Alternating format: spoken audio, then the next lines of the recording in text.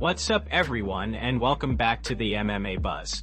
Garry has declared himself the greatest welterweight on the planet and says he is fully prepared to knock out Belal Muhammad this Saturday. He believes that victory will earn him an immediate title shot, and if the UFC wants to create an interim belt with Shavkat Rakhmonov, he's more than ready for that too. The recent drama involving Rampage Jackson has also resurfaced. Their conflict began from what Garry describes as a simple podcast misunderstanding. Garry was scheduled to appear on Rampage's podcast during UFC 298 fight week. But before the appearance, Rampage went on Ariel Helwani's show and claimed Garry was afraid to come on because he didn't want to be made fun of. Rampage even mentioned Garry's family, which escalated the tension. Garry responded immediately, calling Rampage fat and stupid for claiming he was scared when he was already booked for the show. After that, Garry withdrew from the episode completely. Rampage later addressed the issue on a podcast with Anthony Pettis, admitting he misunderstood the situation. He explained that another fighter had expressed concerns about being ridiculed, but he mistakenly assumed it was Garry. Despite the correction, Rampage openly stated that Garry is the only fighter he genuinely dislikes, calling him names and saying he can't stand him. Focusing on the upcoming fight, Garry made his intentions clear. The only fight he would accept outside of a title shot is a rematch with Shavkat. If Islam Makhachev is injured and an interim belt becomes available, Garry insists he wants that rematch for his own competitive satisfaction, but ultimately his goal is Islam Makhachev. He says that once he knocks out Belal Muhammad, the #1 contender, there will be no doubt that he deserves to face the champion. According to Garry, Makhachev entered the division, claimed the belt, and now must defend it against the best welterweight in the world. Garry believes that after he finishes Belal, the world will recognize him as the single greatest welterweight walking the planet, especially with all top-ranked welterweights competing within the same week. For him, this Saturday is his opportunity to prove it. Please subscribe to our channel and hit the bell icon for latest MMA updates. We truly value your support and needs your help to grow. Move on to another news. Chael Sonnen believes Kamaru Usman is the fighter who truly deserves the next title shot against Islam Makhachev. He respects Usman's legacy, his resume, and the fact that he remains one of the most complete athletes in the sport. However, Sonnen also admits that Garry might leapfrog Usman depending on what happens at UFC Qatar. With Garry's hype at an all-time high, Sonnen says the UFC could easily shift direction if the Irishman delivers a dominant performance. According to Sonnen, Usman has earned another opportunity based on merit, but Garry has the momentum. All week long, Garry has been loudly claiming that he is the man to dethrone Islam, insisting he is levels above everyone in the welterweight division and speaking as if the belt is already within his grasp. His only career loss came in a competitive fight against Shavkat Rakhmonov. A bout that went the distance and narrowly went in Shavkat's favor. Meanwhile, Rakhmonov is preparing for his return, with his team recently releasing footage showing him slowly increasing his training. With Shavkat recovering, Usman maintaining his status, and Garry rising fast, the division is in a strange and unpredictable position. Sonnen believes everything hinges on Garry's performance against Belal Muhammad.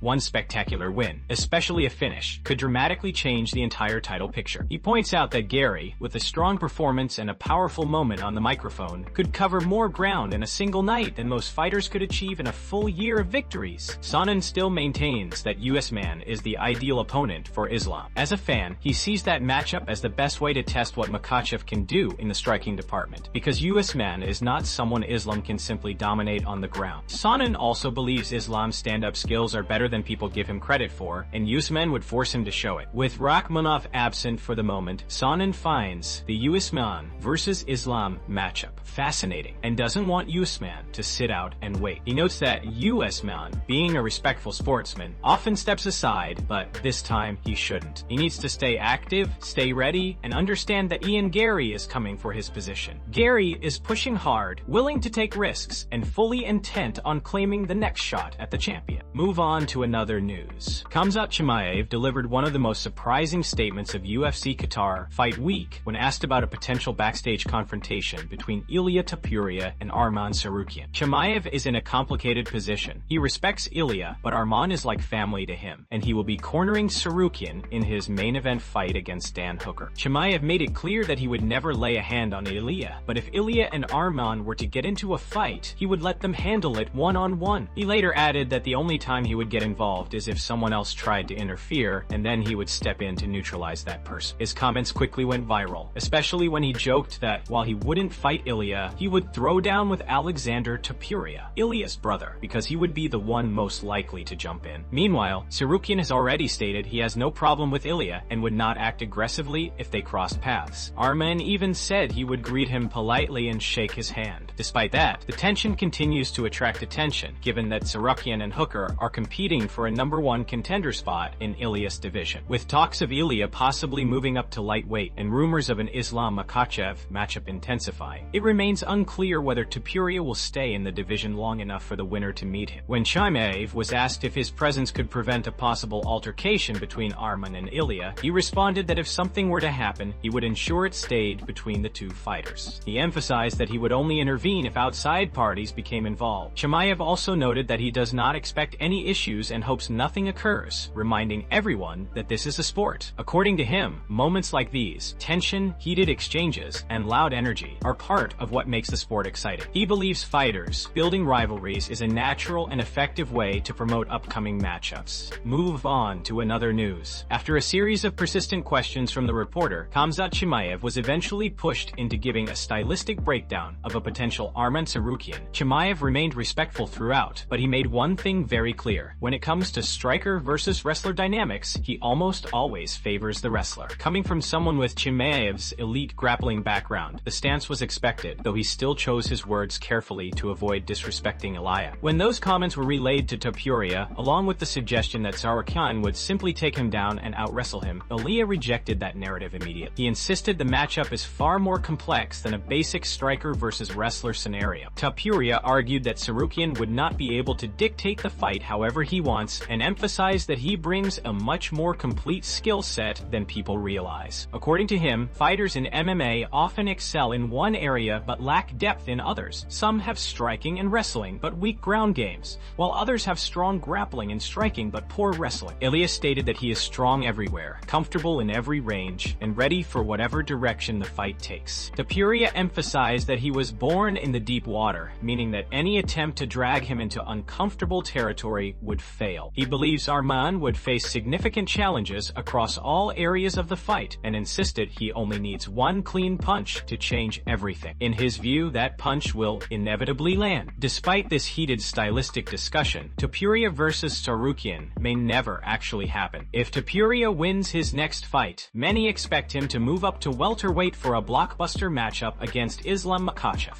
a direction heavily hinted at by recent discussions. That makes a lightweight meeting with Tsarukyan unlikely for now. Meanwhile, Tsarukyan is just hours away from facing Dan Hooker at UFC Qatar in a crucial #1 contender bout. The division remains in flux, but both fighters stand firm. Ilia believes he can beat anyone, anywhere, and Arman continues his climb toward title contention. Move on to another news. Conor McGregor has officially been granted permission to pursue legal action against Sky News for defamation, following allegations that a reporter referred to him as a rapist outside an Irish courthouse. The approval came from an Irish judge on Thursday, allowing McGregor to serve legal papers just before the one-year deadline expired. The case stems from an incident in November 2024, immediately after McGregor was found liable in a civil lawsuit filed by Nikita Hand. She accused McGregor of sexually assaulting her in a Dublin hotel in 2018. Although no criminal charges were filed, the civil jury ruled in Hand's favor, resulting in McGregor being ordered to pay £26,000 plus legal costs. McGregor appealed the decision, but the courts ultimately rejected his appeal. According to McGregor's legal team, during the media scrum that followed the verdict, a Sky News reporter approached the UFC star and said, "Excuse me, Mr. McGregor, you are a rapist." His lawyers argue that this statement constitutes defamation, given that McGregor was never convicted of any criminal offense related to the case. They claim the remark exceeded journalistic boundaries and directly damaged McGregor's reputation in a highly public setting. With the defamation filing deadline approaching, McGregor's team requested permission to proceed, which the judge granted. The remaining paperwork is expected to be completed by Friday. This new lawsuit adds yet another layer to McGregor's ongoing legal turmoil, coming on the heels of the civil ruling and the failed appeal. McGregor now seeks to hold Sky News accountable for what he and his representatives describe as an irresponsible and defamatory accusation made in public. As the legal process moves forward, Both sides are expected to present their arguments in court, marking the next chapter in an already contentious legal saga surrounding the former UFC champion. Move on to another news. Tyron Woodley and Anderson Silva are officially set to collide in a professional boxing match on December 19th, appearing on the undercard of the highly anticipated Anthony Joshua vs. Jake Paul event. Most Valuable Promotions confirmed the matchup, which will feature the former UFC welterweight champion facing the former UFC middleweight champion in a 6-round bout at a contracted weight of 195 pounds. Silva was originally expected to fight Chris Weidman on the Jake Paul vs. Gervonta Davis undercard, a matchup designed to revisit their heated UFC rivalry from 2013. However, that entire November event was canceled after Davis was hit with a civil lawsuit accusing him of assaulting his ex-girlfriend. According to Ariel Helwani, Weidman later suffered an injury that removed him from the rescheduled plans altogether, leaving Silva without an opponent. Until now. Both Silva and Woodley share Jake Paul as a common opponent. Woodley fought Paul twice in 2021, dropping a split decision in their first meeting and suffering a devastating knockout in the rematch. Silva faced Paul in 2022, losing a unanimous decision despite a competitive showing. Neither man has competed since those defeats. Now, at 50 years old, Silva returns once again to boxing, while the 43-year-old Woodley looks to revive his combat sports career after several years away. The matchup brings together two former UFC greats with decorated legacies, both searching for redemption on one of the biggest crossover cards of the year. A press event for the December 19 fight card is expected soon, as anticipation builds for a showdown that blends nostalgia, star power, and high stakes for both veterans. Move on to another news. Dricus du Plessis recently shared his thoughts on Jack Della Maddalena's loss to Islam Makhachev, explaining that the fight strongly reminded him of his own matchup with Khamzat Chimaev. Speaking on a new episode of Fight Forecast, du Plessis broke down the performance and highlighted what he believes JDM could have done differently to shift the momentum in his favor. According to du Plessis, the outcome was largely predictable. He and his team had called it earlier, fully expecting a difficult night for JDM. He explained that Makhachev seemed to have an answer for everything Della Maddalena tried, neutralizing his attacks with impressive composure. Du Plessis added that Makhachev's style, like many elite Russian wrestlers, presents a difficult puzzle to solve, emphasizing that MMA has always gone through different eras where certain skill sets dominate. Right now, he says, the high-pressure wrestling approach, especially the Russian style, is operating on another level, particularly when it comes to controlling opponents on the ground. Although the fight was one-sided, du Plessis pointed out that JDM still had moments of brilliance, especially in the clinch exchanges where he successfully landed a few clean shots. In his view, Della Maddalena should have actively initiated the clinch more often instead of waiting at long range. When standing at distance, JDM appeared hesitant to throw because he feared the takedown, yet he ended up getting taken down anyway. This hesitation allowed Islam to dictate the pace. Du Plessis also highlighted a major tactical detail: JD Meme's heavy front leg. He praised Makhachev's team for identifying this weakness early and targeting it consistently. By attacking that lead leg, Islam effectively reduced JDM's mobility and limited his ability to generate power, further swinging the fight in his favor. In the end, du Plessis described Makhachev's performance as a complete and dominant display, one that showcased elite preparation, execution, and game planning from start to finish. Move on to another news. Reports have surfaced suggesting that Nick Diaz may be facing serious trouble once again. Concerns began to rise after his girlfriend posted a cryptic and alarming message on Thursday, hinting that the MMA legend might be in a dangerous situation outside the United States. According to her statement, Diaz is allegedly being held against his will in a foreign country, raising immediate red flags among fans and the MMA community. It has now been a full year since Diaz reportedly traveled to Mexico for a rehabilitation program. The prolonged absence and lack of public updates have only intensified speculation about what is actually happening with him. His girlfriend's message adds even more urgency to the situation, suggesting that Nick may be unable to return home and could be the victim of a serious crime. In her post, she emphasized that Diaz is a United States citizen and should be entitled to all the rights, protections, and legal support that come with his citizenship.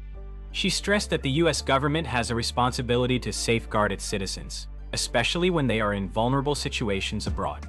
She clarified that Nick is not a foreign national escaping his home country. Rather, he is an American citizen who has allegedly become a victim of wrongdoing, including incidents that she claims were partly committed on U.S. soil. According to her, Diaz has been held against his will in Mexico for the past 12 months, a situation that she describes as dire and deeply alarming. She ended her message with a plea for help, asking anyone with resources or connections, legal, governmental, or otherwise, to reach out and assist the two of them in resolving this situation. Her message has sparked widespread concern and has prompted calls for further investigation as fans and supporters hope for clarity and ultimately Nick Diaz's safe return home.